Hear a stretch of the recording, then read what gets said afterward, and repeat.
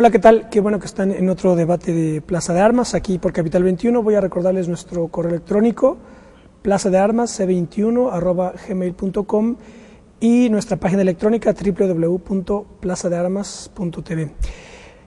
Bueno, pues pocos acontecimientos de la historia contemporánea, de la historia reciente, se nos ofrecen de manera tan incontrovertible como lo hace la caída del muro de Berlín. Prácticamente es imposible o muy poco probable que alguien, algún político, algún analista, pues se atreva, ¿verdad?, a condenar la caída del muro o a criticarla o a decir que se debería de construir otro muro. En fin, es imposible que alguien haga eso, de tal suerte que pues nos es dado a 20 años de que se cayó el muro, pues nos es dado advertir cómo precisamente políticos, analistas, expertos, historiadores se suman, hacen legión para celebrar en efecto la caída, este acontecimiento tan importante, la caída del muro, aunque evidentemente que hay distintas aristas de la cuestión, y dando inicio, por ejemplo, con el modo de referirse a él.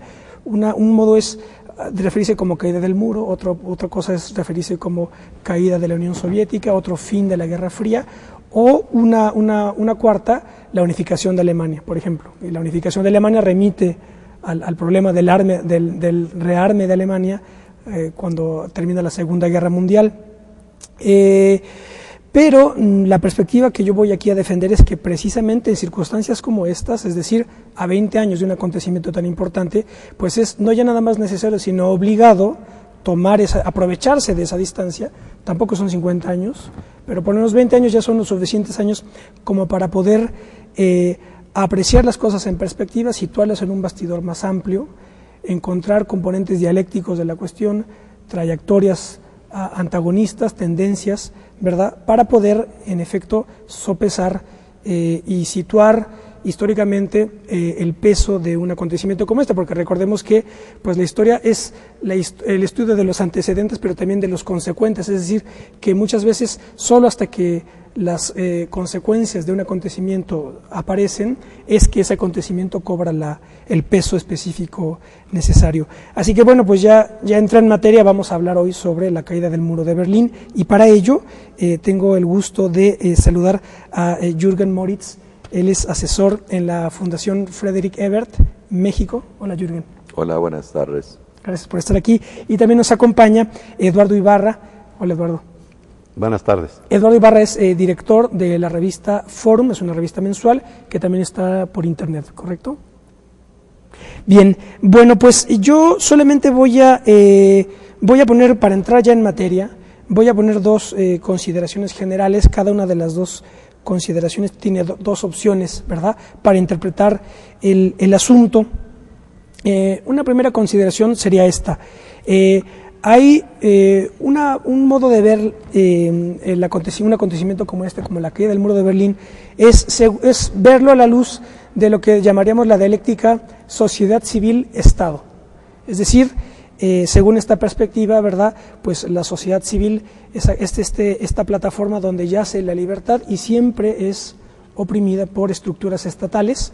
En este caso, dirán algunos intérpretes, pues esta estructura estatal que oprimió esa libertad que yace en la sociedad civil, pues fue el Estado autoritario soviético, ¿verdad?, la Unión Soviética, como una cárcel totalitaria, que es como nos lo quieren, como que es una de las interpretaciones en donde, por ejemplo, figura inmediatamente la figura del poeta Octavio Paz, flanqueado quizá por Enrique Krause, José Waldenberg, Mario Vargas Llosa, etcétera. Esa es una interpretación. La otra interpretación sería, en esta primera consideración, aquella según la cual este acontecimiento tiene lugar sin dejar de considerar esta dialéctica sociedad civil-Estado, tiene lugar sobre todo, fundamentalmente, a la luz de una dialéctica de estados imperiales, y evidentemente también de una dialéctica de clases. Este segundo criterio es un criterio ya geopolítico, dialéctico, realista, político, que es precisamente el de la Guerra Fría. Y digamos, aquí está, por ejemplo, en la primera interpretación es, por ejemplo, está la portada de el interesantísimo dossier que preparó la revista Proceso para estos efectos, para el muro de Berlín. Ahí ven ustedes la fotografía de un alemán que está, ¿verdad?, pegándole al muro, y arriba están los soldados, o la policía en este caso, ¿verdad? Entonces ahí tienes la libertad de la sociedad civil reflejada en un individuo que está derribando el muro, y el Estado representado por la policía que está oprimiendo eso, ¿verdad? Esa es una primera interpretación. Y la otra interpretación, la de la dialéctica de estados, pues a lo mejor es la foto de George Bush y Mikhail Gorbachev en Malta, ¿verdad?, previa a la caída, cuando estaban haciendo los acuerdos para ver cómo se iba a operar toda la caída del bloque soviético. Esa es una primera consideración. Y la otra consideración también consta de dos perspectivas alternativas para interpretar esto, que es la histórica, y esta tendría que ver con lo siguiente: cómo interpretamos el año de 1989. Una perspectiva que de hecho se conecta con la primera, con la liberal democrática, digamos, con la línea de paz, digamos, sería considerar a 1989 como un punto que cierra un arco de 2 siglos que inicia en 1789, ¿verdad? Y entonces esos 2 siglos lo que ven es cómo pues la democracia y la libertad se abrieron paso, y con la caída del muro de Berlín y la caída de la Unión Soviética, ese proceso por fin llega a su culminación, se cae, nos olvidamos de revoluciones, nos olvidamos de socialismo, nos olvidamos en todo caso de justicia, y defendemos la libertad y la democracia, y ahí aparece también pues la figura de Francis Fukuyama como el ideólogo fundamental. Esa es una interpretación. La otra interpretación pues es aquella que ve, digamos, la primera es la línea de la democracia, digámoslo de algún modo, y la otra interpretación es la línea de la revolución, según la cual pues está 1789, 1917, la revolución socialista, la revolución bolchevique, y a la luz de esto, 1989 pues es un momento más de una dialéctica en marcha, que no necesariamente termina la historia, como dirían las otras interpretaciones. Entonces tenemos la línea de la democracia liberal y la línea de la revolución para interpretar esto. Esa sería mis primeras consideraciones. No sé cuáles serían las de Eduardo, las de Jürgen, para interpretar esto. Bueno, yo creo que, como tú dijiste con toda la verdad, hay miles de entradas de hablar sobre la caída del muro de Berlín. Todos son, en su sentido, son válidos e interesantes de discutir. Hay que tomar una decisión para dónde quieres discutirlo. A mí me parece que yo viví estos momentos en Berlín y en Berlín Occidental. Para mí, personalmente, fue una experiencia, para empezar por allá, por las experiencias personales, absolutamente inolvidable, por 2 razones. Por una razón, porque nunca pensé que eso va a pasar. Creo que muchísima gente nunca pensaron que eso sería posible. Y por otro lado, que era el inicio de un cambio, o era una etapa, no era el inicio, era una etapa importante de un cambio que tenía repercusiones políticos, sociales, económicos, de una otra arquitectura de las relaciones internacionales hoy por hoy. Que en este momento de la caída del muro de Berlín, primero nadie se imaginaba, muy poca gente se imaginaba que eso va a terminar en menos de 11 meses en la unificación de Alemania. Y por otro lado, las cosas que cambiaron a nivel de Alemania, a nivel de Europa, a nivel de los bloques, de la polarización de los 2 bloques a nivel internacional, nunca nadie se imaginaba la dinámica que causó, entre otras cosas, un hecho histórico de la caída del muro de Berlín. Y por eso yo digo, la caída del muro de Berlín es un símbolo de una etapa histórica, por un lado. Es un símbolo también de una etapa histórica para Alemania y para Europa y para el mundo. Y también no es el inicio de estos cambios. Hay que analizar cómo podría haber sido posible la caída del muro de Berlín, que tiene antecedentes históricos desde muchos panoramas, desde el panorama internacional de las 2 potencias que había. Allí juega un rol la guerra de la galaxia que propuso Ronald Reagan, por ejemplo. Hay analistas que dicen la derrota económica de la Unión Soviética que ya era muy en crisis. Un factor importante era la guerra de la galaxia que propuso Reagan en los años 80, porque la Unión Soviética sabía que ya era muy costoso esta competencia de las armas nucleares, infinanciable, no pagable. También pensar en la guerra de la galaxia, imposible. Otro factor, la derrota que pasó en Afganistán en los años 80, una derrota de la Unión Soviética que tenía que retirarse de Afganistán, que también eso cambió, por ejemplo, una discusión muy fuerte dentro de la Unión Soviética, y apareció alguien Mikhail Gorbachev, que tenía otra visión. Cambió un poco la ideología dentro del Partido Comunista de la Unión Soviética. Esos son algunos factores, hay muchos más. A mí me interesa mucho más, porque yo lo viví, analizar, por ejemplo, cómo fue posible que un movimiento cívico, un movimiento de la gente de la ex-RDA, cómo trabajaron y cómo se articularon, que ellos son uno de los protagonistas de la caída del muro de Berlín. Uno de los que se habla muy poco, se habla del Lech Walesa, se habla de Juan Pablo, se habla de Gorbachev, se habla de Bush, se habla de un montón de gente, pero muy poca gente habla de la gente de la RDA, que eran uno de los protagonistas que hicieron posible también eso. Para iniciar. Eduardo, sí, para iniciar. Eduardo. Bueno, 20 años después, me parece que sigue predominando la visión propagandística de lo que genéricamente se llama caída del muro de Berlín, como si 20 años después la Guerra Fría fuese el dato internacional básico. Es decir, los actores de poder económico, financiero y militar global, pareciera que 2 décadas después siguen leyendo la realidad con los mismos espejuelos y siguen parasitando alrededor del suceso histórico para sacarle el máximo de capital político.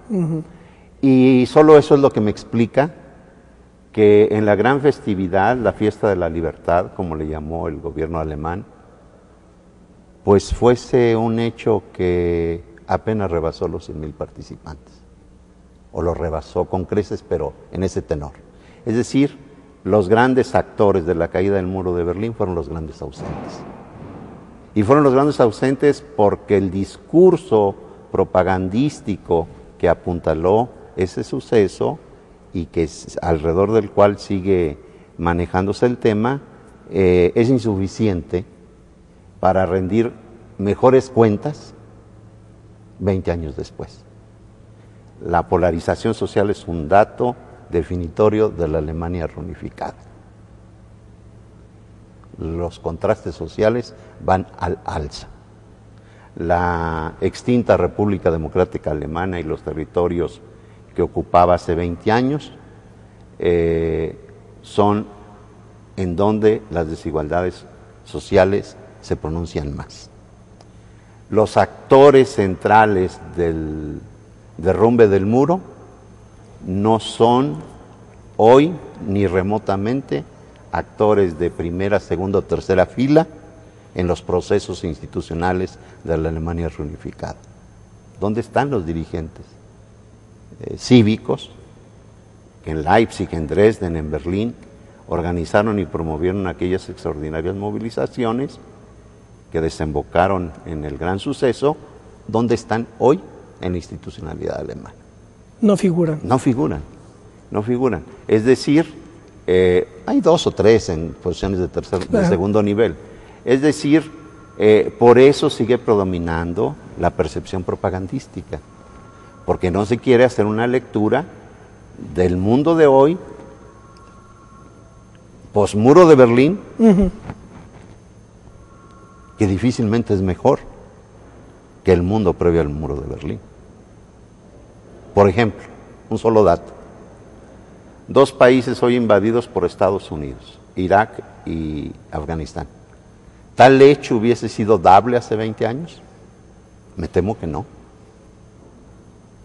Y en general los jefes de Estado que se reunieron en la Puerta de Brandenburgo, trabajaron en esta dirección propagandística.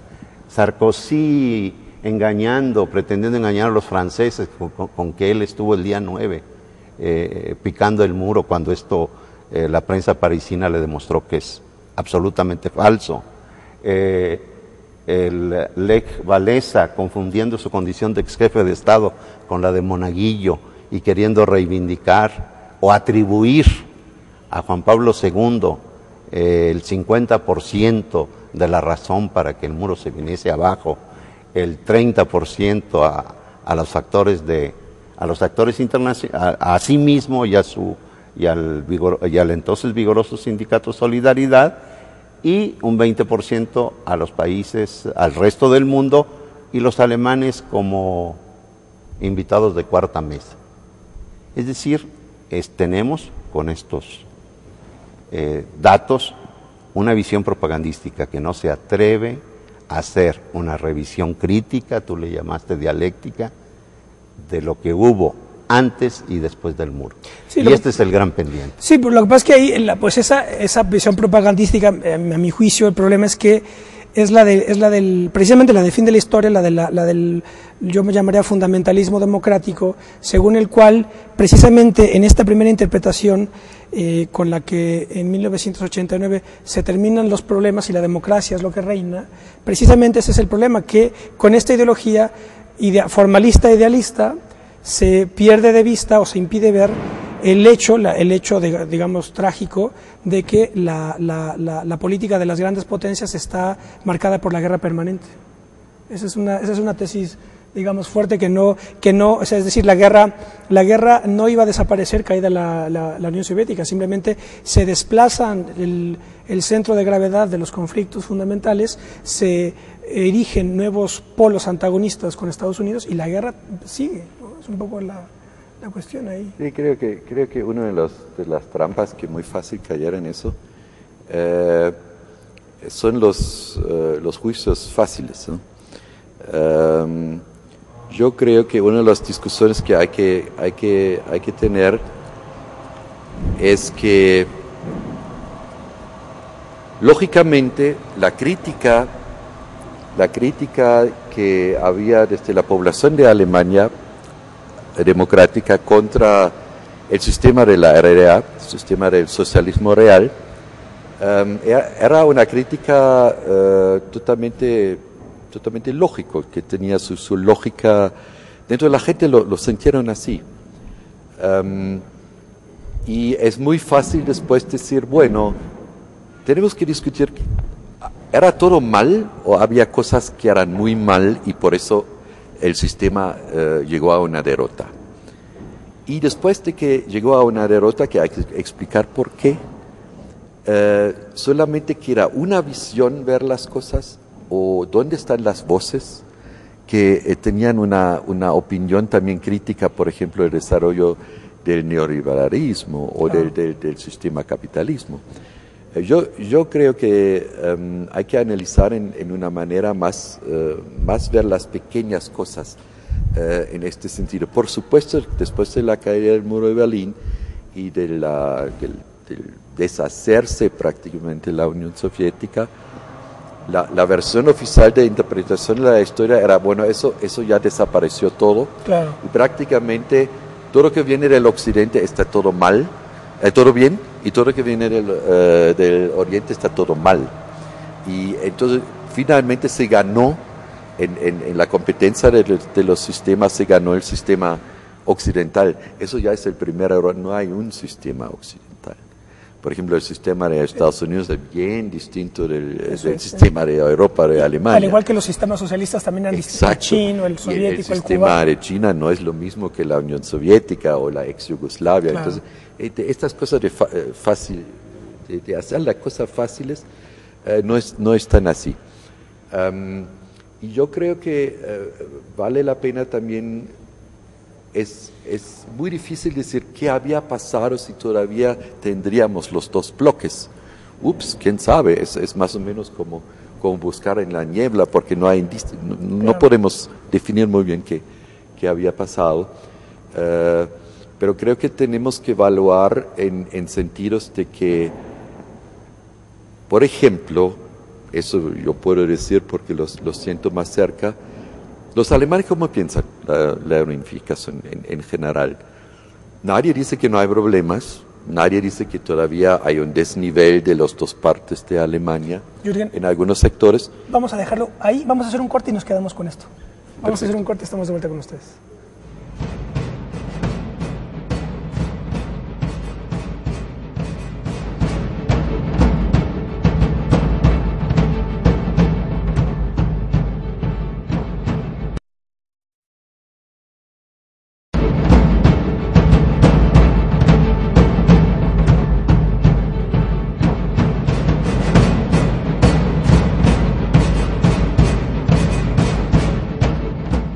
Bueno, ya estamos de vuelta, esto es Plaza de Armas, estamos tratando de contextualizar un poco la caída del muro de Berlín. Jürgen, nos comentabas sobre la necesidad de ver qué es lo que pasa y lo que se piensa en Alemania hoy. Sí, esa es una de las, hay que ver muchas cosas, pero una de las cosas que es interesante es que ver qué piensa la gente. Bueno, qué piensa la gente no existe, lo sabemos porque hay muchas opiniones, pero yo creo que en general creo que la unificación de Alemania era un proceso muy complicado que todavía falta mucho para que había un nivel más o menos parecido de los dos partes de Alemania, pero también hay avances importantes, ¿no? Creo yo, para la gente que vive en la ex-RDA. La gran mayoría de la gente de Alemania están, si lo preguntas en la calle, creo que están en favor de la unificación. Dijeron, sí, era un buen momento y estoy de acuerdo que había. Después vienen también muchas discusiones cómo se realizó la unificación. Ahí sí hay observaciones que creo que son importantes. Mucha gente dijeron que no se respetó una unificación de dos partes iguales que discutan cómo lo hacemos para que en 5, 8 y 10 años nos unificamos. Sino que en 11 meses... Las ideas de los protagonistas de la protesta del movimiento cívico que iniciaron las protestas eran otra cosa. Ellos primero querían reformas muy importantes del sistema de la RDA y después un proceso de acercamiento que termina en una unificación. Eso era más o menos la idea. Esta gente organizaron una forma de protesta muy, muy importante. Estaban en un momento de la creación de la unificación, pero después no eran protagonistas políticas de la unificación, sino las reglas, cómo se va a hacer la unificación, se escribió en otros lados y se definió de otra manera. Eso, por ejemplo, como Kohl, el canciller Kohl dijo, bueno, hay que usar el chance histórico que podemos hacerlo ahora porque los aliados estaban de acuerdo, etcétera. Los famosos negociaciones de la 2x4, que quiere decir de los dos Alemanias más los 4 aliados, en que se discutió del cómo va a ser el proceso, porque fíjate, ni había un acuerdo de paz después de la Segunda Guerra Mundial. Entonces tenían que definir primero un acuerdo de paz, después también un acuerdo cómo va a ser la unificación. Ahí sí se perdió mucha posibilidad de la participación real de la gente que hizo las protestas en la RDA, que muchos de ellos ahora no siguen más en la política, algunos sí, otros no, porque el desarrollo también de parte de la política y el desarrollo también de la instalación de los partidos políticos, por ejemplo, en la RDA, la gente votaron por este camino que se ofreció. Pero se votó, había las elecciones de marzo de 90, y la gente dijeron, sí, lo quiero el marco alemán, yo quiero entrar, estoy de acuerdo con eso. Y votaron en el Parlamento de la ex-RDA con el mandato de trabajar en una unificación que ya era definido de parte de los actores internacionales cómo va a ser. Alguna gente dicen que no se respetó los tiempos. sino era una cosa que Sobre la marcha, sí. sobre la marcha se hizo una cosa que era la única que era posible. Sí. Y eso causa también frustraciones de alguna gente que no estaba muy de acuerdo con eso. Y es una discusión que hay que tenerlo en cuenta. Pero en general, que era posible la unificación, creo que para la gran mayoría de los alemanes vale más que discutir del cómo.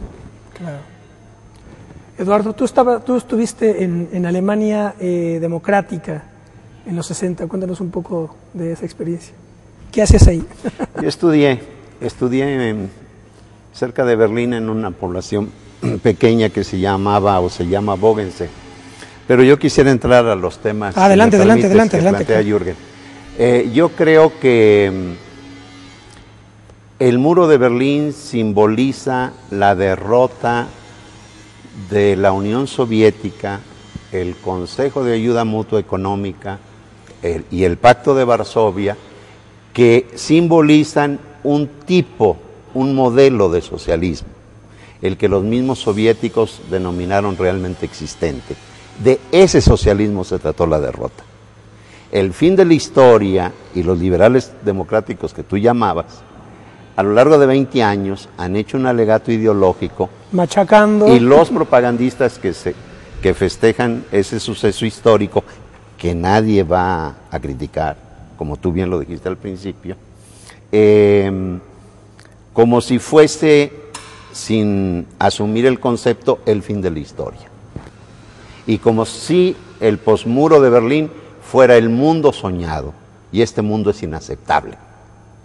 Este mundo es inaceptable desde cualquier perspectiva que se le ve, ecológica, política, económica, financiera. Vivimos la peor crisis económica y financiera del capitalismo en los últimos 70 años, cuando no hay un competidor, un enemigo, un rival en el cual se pueda refugiar el discurso para responsabilizarlo. Ese significado le doy yo a la caída del muro. Pero variantes del socialismo realmente existente, gústenos o no, gobiernan la República Popular China, gobiernan Cuba, existen en Corea, en Laos. Es decir, la lectura tiene que ser con matices, las lecturas tienen que ser con matices. Yo quisiera más bien refugiarme en un planteamiento que hizo la canciller Merkel, que el día de la caída del muro estaba plácidamente, por cierto, disfrutando de un baño sauna, y hoy gobierna ese país por segundo periodo. Dice la canciller Merkel que el desafío que hoy tiene Alemania y el resto del mundo es derribar los muros existentes. Y este es el gran problema. Se tumbó un muro para fortificar 13 más, 2 que ya existían y 11 que fueron construidos. Este es el problema. Es decir, qué bueno que los alemanes se hayan reunificado, se entiendan, coexistan, se amen, se adoren, sean nuevamente una nación. Sí, pero el mundo que surgió, que emergió, con eso que simboliza esa muralla, es inaceptable. Entonces la canciller convoca a emprender esta tarea. La dejaron sola. Y nosotros padecemos en Texas, Arizona y Nuevo México unos muros que palidecen frente al muro de Berlín. Y nadie se ocupa de ellos. Nadie ha hecho la gran fiesta, el gran reclamo mundial, porque en el año fiscal que concluyó en 2009, en septiembre, murieron 800 y pico de mexicanos frente a 270 que cayeron en 28 años en Berlín. Un colega, Gustavo Cortés Campa, me reclamaba esta percepción. ¿Qué te decía? Es decir, la vida humana tiene un valor distinto si es perdida bajo las balas de soldados germano-orientales, y no es condenable si muere en el desierto de Arizona bajo la persecución de la terrible Border Patrol. Para mí son vidas humanas, sean alemanas o mexicanas, clase medieros o pobres. Y el mundo de hoy está sellado yo hice una cuenta ayer por 13 muros, creo que me quedé corto, creo que son más, y miles de kilómetros de obstáculos, vallas y muros que no existían hace 20 años y que están delimitando zonas de una conflictividad como Pakistán y la India, por poner un ejemplo, donde en cualquier momento pueden desatarse sucesos que afecten la estabilidad del mundo. Sí, pero es que ahí el problema, vuelvo a mi planteamiento, que el problema ahí es el idealismo democrático que quiere tapar ese tipo de contradicciones con el discurso de que con la democracia se soluciona todo, y digamos que dirán ahora el problema es pues cómo consolidamos la democracia, cómo tenemos mejores políticas públicas, digamos, ¿verdad? Pero ya, digamos, la perspectiva geopolítica histórica me parece que es la única en la que es posible apreciar la magnitud de la caída de la Unión Soviética, sobre todo. O sea, fundamentalmente la caída del muro es la caída de la Unión Soviética, y aquí, digamos, pone sobre la mesa una pregunta incluso de filosofía de la historia, porque desde mi parecer, pues la caída de la Unión Soviética es tan importante para la historia universal como la caída, pues, del imperio español o del imperio romano, porque son imperios que caen sin que estén calculados para caer. Esa es la clave de la cuestión. ¿Por qué cayó un imperio si no estaba calculado para ello? Y otro de los problemas que veo, me parece, ya en un plan geopolítico, no en un plan de políticas públicas o de mejor organización interna. Por eso yo decía de esta perspectiva de sociedad civil-Estado es donde se sitúan todas las interpretaciones. Y entonces dicen, bueno, ahora vamos a preocuparnos por consolidar nuestras democracias, a aprender a vivir en democracia, etcétera, etcétera, etcétera. Pero eso es lo que no impide ver que la guerra sigue, que la venta de armas sigue y que el antagonismo entre imperios sigue.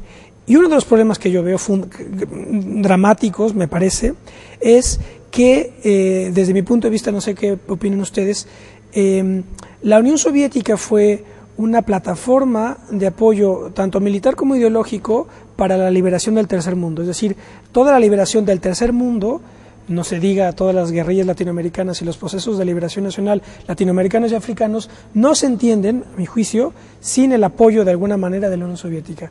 Cuando la Unión Soviética se cae, ¿quiénes son las plataformas imperiales que quedan como polos antagonistas de Estados Unidos?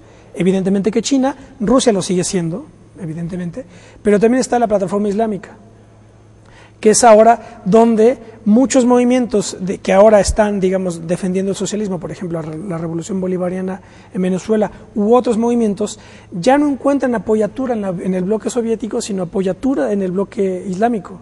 Y eso cambia totalmente el panorama, porque una cosa era, a mi juicio, una cosa era, por ejemplo, que pues una guerrilla en El Salvador, por eso, de hecho, por ejemplo, por ahí leí en las memorias de Gorbachev, me parece, cuando se entrevista Bush con Gorbachev en Malta, uno de los temas de hecho, cuando hablan ya en privado, uno de los temas a tratar era Centroamérica, precisamente, que le pide Bush a Gorbachev que por favor frene ya el apoyo tanto a El Salvador como a Nicaragua, y evidentemente que hablara con Fidel Castro. Pero una cosa es que un imperio, digamos, soviético, marxista, formado dentro de una racionalidad occidental como es el marxismo-leninismo, apoye la liberación del tercer mundo, y otra cosa muy diferente a mi juicio, y esto ya es una perspectiva que puede tener consecuencias a 50 años, otra cosa muy distinta es que, por ejemplo, el mundo islámico apoye movimientos de liberación, por ejemplo, en América Latina. Eso es otra cosa muy, no sé qué les parezca a ustedes, y eso implica un dramatismo mayor a mi juicio. No sé hay una, por ejemplo, ahora en la Cineteca está la película esta de Baden-Meinhof, Las Vidas Rojas, muy recomendable, no sé si acá los que nos ven ya la vieron. No, las alemanas, la Baden-Meinhof. Perdón. La Baden-Meinhof. Hay al final bueno, lo siento mucho, les voy a contar el final, pero al final lo conocemos todos porque es una película histórica, no es ficción. Todos sabemos más o menos cómo acaba. Falla el secuestro del avión de Lufthansa, falla la operación y muchos de la primera célula de la Baden-Meinhof se quita la vida. Y al final de la película, dos de los agentes que estaban operando el secuestro del avión de Lufthansa estaban en Irak, en Bagdad, porque tuvieron apoyo para el secuestro. Y el final de la película es que la mujer cierra, como dice, bueno, se acabó ya la operación, fallamos, y voltea y la cámara hace una salida con la ventana hacia el mundo árabe, digamos en Irak donde estaban. A mi juicio el mensaje es que la lucha seguía por ahí, y de hecho es como sigue. Aquí, por ejemplo, hay una, si me permiten, en este libro, la historia de la CIA, legado de cenizas, la historia de la CIA. Voy a leerles algo aquí que puede ser interesante para meter en la discusión. Es un capítulo previo a la caída del muro, y entonces dice el autor lo siguiente. Webster, un personaje de la CIA, Webster invitó a los líderes de los rebeldes afganos a una comida en Washington. No era precisamente un público fácil, recordaría. Hekmatyar se contaba entre los invitados de honor. Cuando yo mismo tuve la ocasión de conocer personalmente a Hekmatyar en Afganistán, unos años después, él juraba que iba a crear una sociedad islámica, y si ello costaba 1 millón de muertes más, decía, así sería. En el momento de redactar estas líneas, la CIA sigue tratando de darle caza en Afganistán, donde él y sus fuerzas siguen matando a soldados de Estados Unidos y de otros países aliados. El último soldado soviético salió de Afganistán el 15 de febrero de 1989. Las armas de la CIA seguían llegando. Ninguno de nosotros previó realmente la consecuencia más importante, diría el embajador Oakley. En menos de un año empezaron a verse saudíes, ataviados con sus blancos ropajes, en las capitales de provincia y las aldeas en ruinas de Afganistán.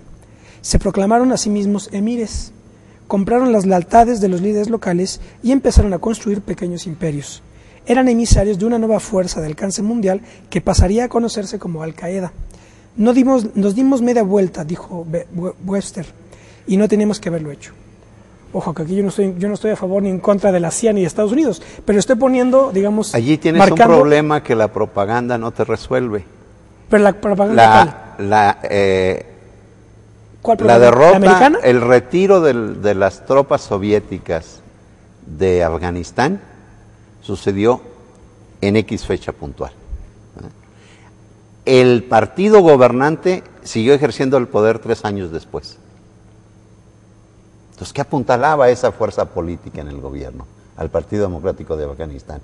Pues evidentemente una determinada correlación de fuerzas y unos determinados niveles de consenso. O sea, los gobiernos no pueden estar por encima de sus pueblos solo por obra y gracia de su voluntad totalitaria o no totalitaria, autoritaria o de la índole que se quiera. Tiene que haber una determinada correspondencia. Entonces, salen los soviéticos y el gobierno continúa al frente casi 3 años. Y justamente lo que quise significar con el ejemplo de Afganistán y de Irak no fue el hubiera, que en efecto no existe,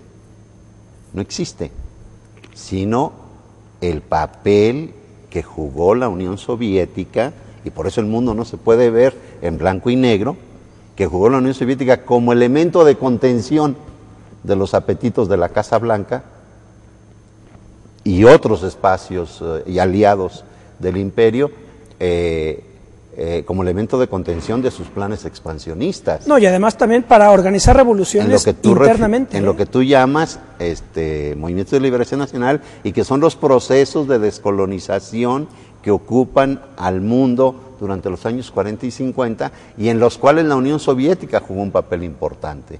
¿Por qué hasta que no existe la Unión Soviética, Israel se atreve a irse hasta la cocina con los palestinos?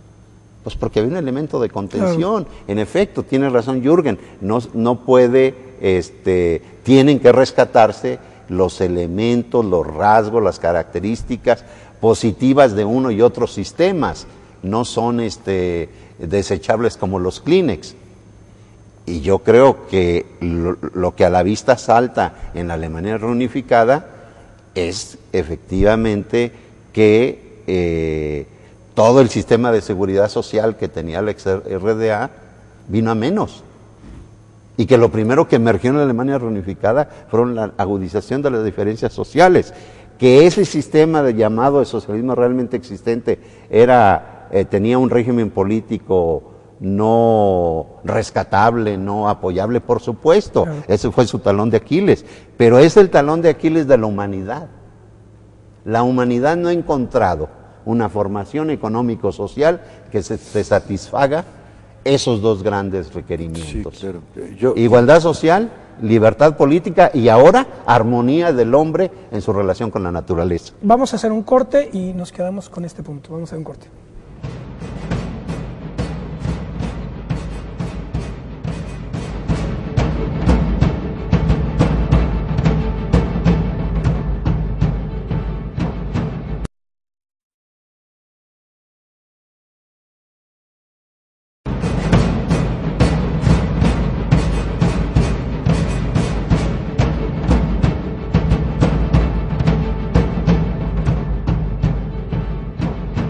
Bueno, ya estamos de vuelta, esto es Plaza de Armas, estamos hablando sobre el muro de Berlín, su caída y la caída de la Unión Soviética y sus consecuencias. Jürgen. Estos 20 años de la caída del muro de Berlín es justamente hablar sobre estos diferentes posibles ideologías o teorías que mueven el mundo. Parece que después de la caída del muro de Berlín solamente queda una ideología. Parece que todos sabemos que no es así. Y ahí creo que es muy importante un comentario que yo digo que es verdad. Una cosa es que decir el sistema del socialismo real que existió en la Unión Soviética, que existió en la RDA, por lo menos para mucha gente en Alemania, este sistema del socialismo está discreditado. La gente dijeron, no, eso no. No le gusta y no lo quieren repetir y no tienen muchas ganas. La gran mayoría, yo todavía algunos dinosaurios clásicos que lo quieren defender hasta ahora, por ejemplo la señora Honecker y otros, pero que creo que son muy pocos.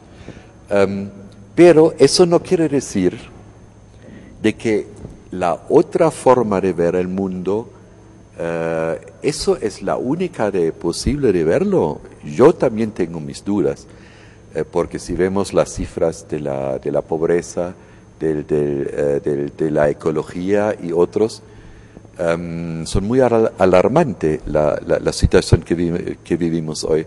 Entonces el sistema neoliberal salvaje o el sistema de capitalismo salvaje, para mí tampoco es un sistema que a mí me gusta, que yo creo que es muy peligroso si seguimos en esta lógica del capitalismo salvaje que perversamente hasta China, que dices que es un país socialista comunista, hace el capitalismo más salvaje que te puedes imaginar.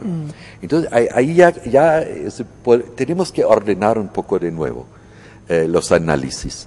Y creo que allá los viejos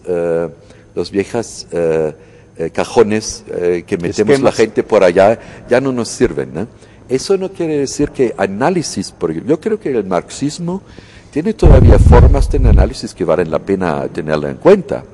Yo me entiendo como gente de la izquierda y creo que tienen formas de análisis que son muy importantes, que después se construye según esta teoría en el socialismo real.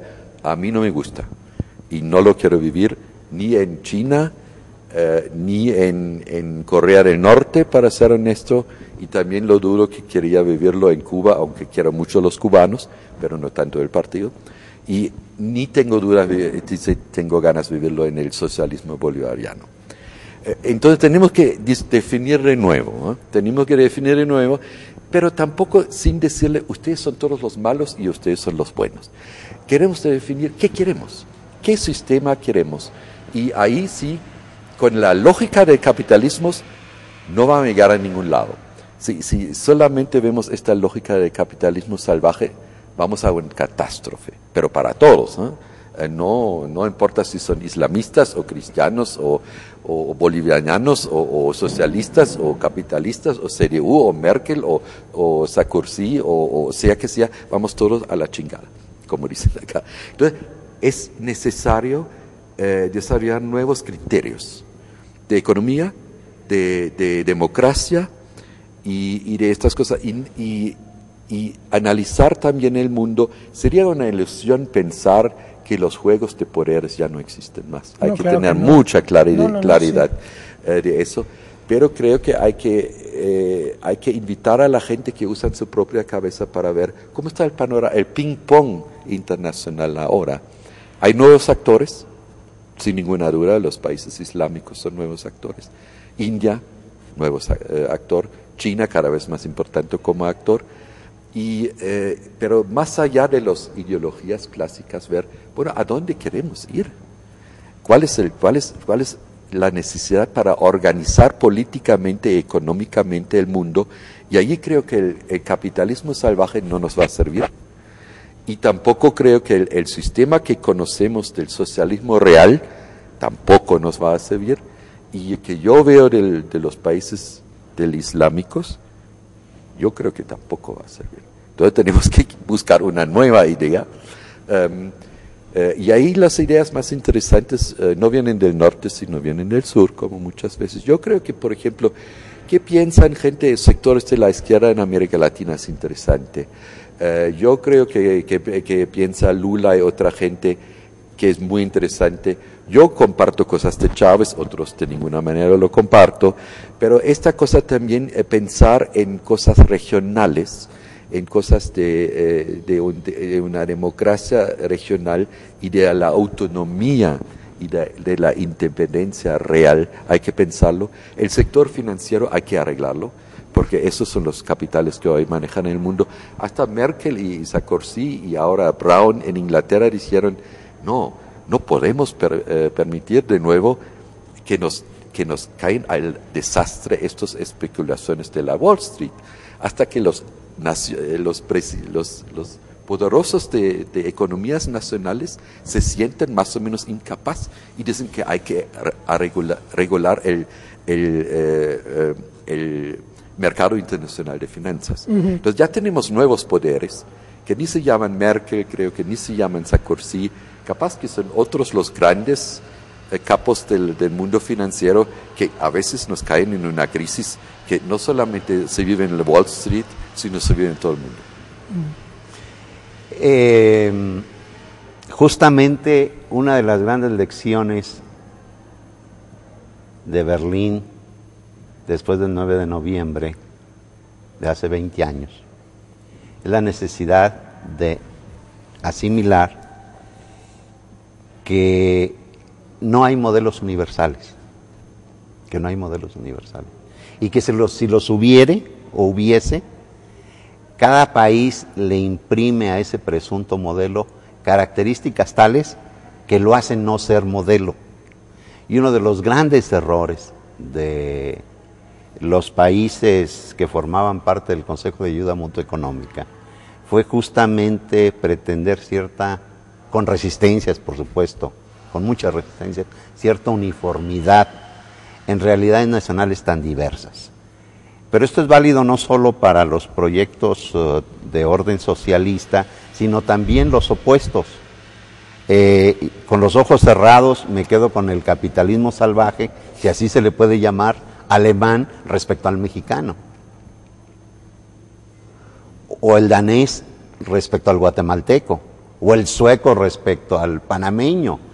Es decir, la complejidad nacional, los factores de diversa índole que inciden en cada país, la trayectoria y la historia de esos países, le imprimen tales características que hacen que un modelo sea distinto. Yo creo que esto lo puedo expresar mejor con el ejemplo hoy ruso.